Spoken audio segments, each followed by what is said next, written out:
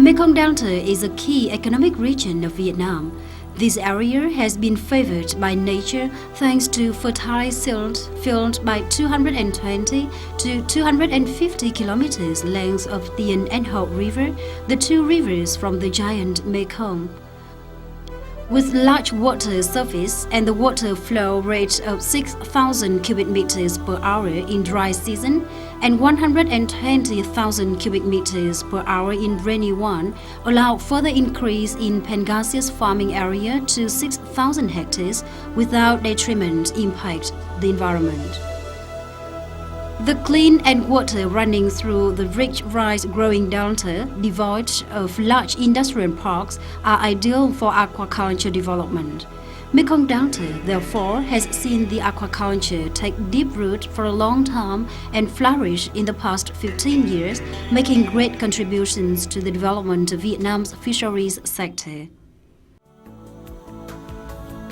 To ensure food safety, Vietnam's Pangasius processors are required to adopt quality management programs such as the Good Manufacturing Practice or GMP, Sanitation Standard Operating Procedures or SSOP, and HACCP. A sound and effective HACCP program enables them to keep track of every quality norms in production. The state agency has also launched a program to strictly control the toxic residue in Pangasius before entering the processing plant.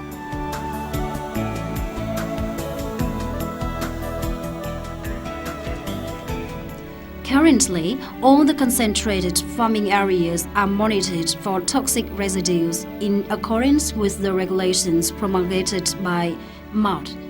There are over 40 inspection criteria, including residues of environmental pollutants such as pesticides, heavy metals, chemicals for treating and rehabilitation of aquaculture environment, growth promoters, spawning inducers, banned chemicals and antibiotics, restricted antibiotics, and even residues of fungal toxins in aquatic species fed with moldy feed.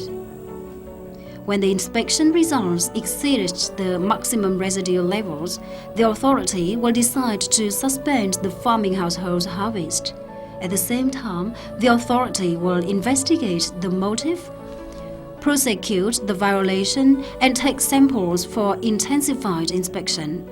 The monthly monitoring results will be communicated to processors so that they have grounds to enhance control over the violated farming area.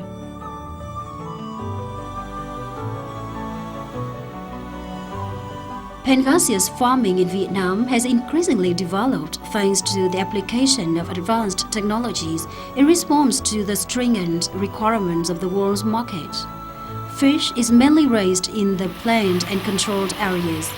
Its sustainable development was the constant concern of the government, who put into place two monitoring programs named the Monthly Residues Monitoring Program for certain harmful substances in aquaculture by Nafi Quoc and the Environmental Monitoring Program by the Research Institute for Aquaculture No. 2.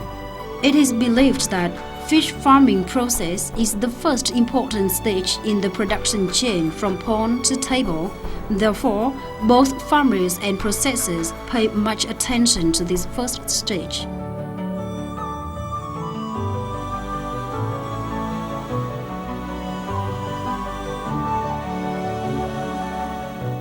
The feed has to contain all the nutrition that fish needs to grow and remain resistant to diseases.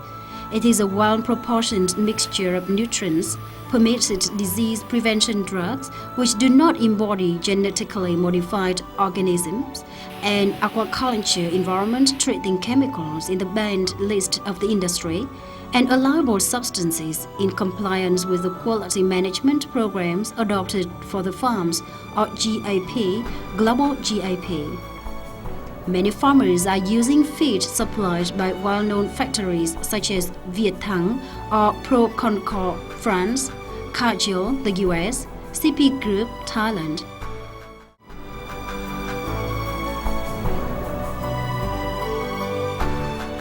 The high density of fish in the pond plus the feed left over and the fish excretion promptly deteriorates water quality. As a result, water exchange must be done daily at 20 to 30% of the farming pond's volume to maintain a clean environment and prevent disease outbreak. Water samples and fish specimens are regularly collected and tested for contaminants. Pond logbook and records are kept for the purpose of quality management. Before being discharged into the river, wastewater is treated in sediment pond, which retains contaminants and release unpolluted water in environment.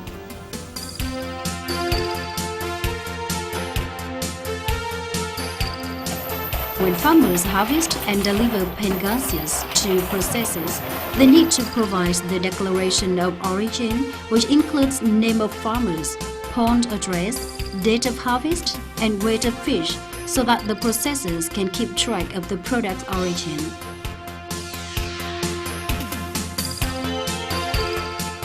At all the production stages, from juveniles and feed acquisition, management, raising, water quality analysis, fish disease monitoring, etc., to harvest and distribution, need to be recorded in the fish farming logbook, which is kept to the exact time required. Pangasius farming households in Vietnam are well aware of their responsibility and work to minimize the farming impacts on the environment and the ecosystem. The Environment Impact Assessment, or EIA, of the Pangasius sector done by Wageningen University's experts in the Netherlands and the Vietnamese researchers in June 2009 in the framework of the World Summit of Sustainable Development highlighted the sustainability of Pangasius farming as follows. Annually, 475,000 cubic kilometers of water passes through the Mekong River's two main branches, that is Tien and Ho. To produce 1 million tons of Pangasius, only 2% of the water from the Mekong River will be diverted through the ponds.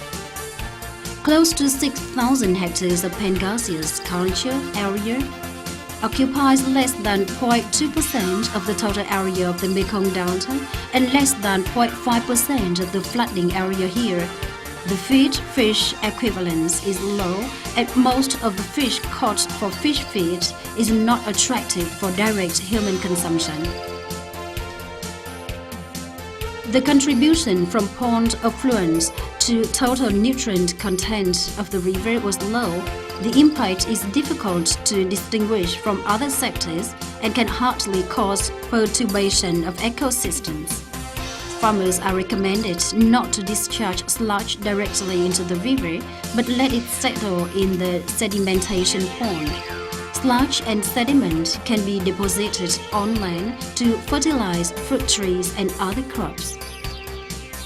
Discharge from Pangasius pond contains little substances that are harmful to fish compared to industrial and agricultural wastewater. One might therefore conclude that the discharge of nutrients from Pangasius ponds has no effect on environment. Before collecting the raw fish, which is inspected for toxic residues by the government every month, the processors appoint their own quality controllers, or QC, to come down to the farming area to take the samples for testing themselves. The fish pond records and logbooks are closely monitored by the plant QC. When the results in the records are satisfactory, the QC makes sensory assessment, scan for parasites, and take fillet samples to test at the company's lab. Fish processing factories create a large amount of byproducts such as fish head, bone, skin, and industrial wastewater discharged during its operation. To protect the environment from being polluted by these wastes, all the factories comply with stringent regulations of Vietnam Ministry of Natural Resources and Environment on production wastewater treatment. They are aware that their existence depends on the purity of the Mekong River, and it is their existence they save when protecting that purity. As a result, there are built-in industrial wastewater treatment areas in all the factories which use highly advanced technology and cost dearly for machinery and chemicals to ensure the water quality before being discharged into the river. After the lot of Pengaseous products is inspected and deemed satisfactory, the inspection authority will issue health certificate before it can be distributed to the markets. Pengaseous is the key seafood item of Vietnam. As a result, the fish processing companies as well as the local management authorities always work to protect its prestige and ensure its quality. Given the strict and from pond to table quality and food safety assurance systems in place, one can be assured that Pengaseous is a tasty, nutritious and affordable food product which has made its way to many supermarkets and distribution chains in 130 countries all over the world.